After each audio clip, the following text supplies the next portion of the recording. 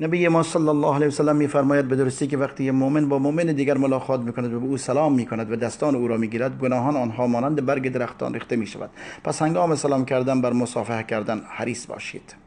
من فضل کرم الله بسیار بزرگ است. رسول الله صلی الله علیه و سلم می‌فرماید صدقه مخفیانه خشم الله را خاموش می‌کند و صله رحم عمر انسان را زیاد می‌کند و کارهای نیک از مرگ بد جلوگیری می‌کند.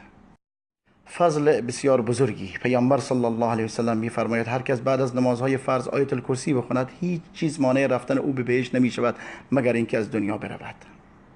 برای خوابیدنت به بسترت رفتی سوره قل یا ایها الکافرون بخون و این آخرین ورد تو باشد، همانطور که پیامبر صلی الله علیه و سلم فرموده هر کس این کار را بکند براءت او از شرک می شود. دوستان خودت را از دعا محروم نکن، چون هر دعایی که برای برادران و خواهران مسلمانت میکنید این دعا برای خودت است. همانطور که پیامبر صلی الله علیه و سلم فرموده یک ملائکه بالای سر توست و برای دعای تو آمین میگوید و میگوید همچنین برای خود.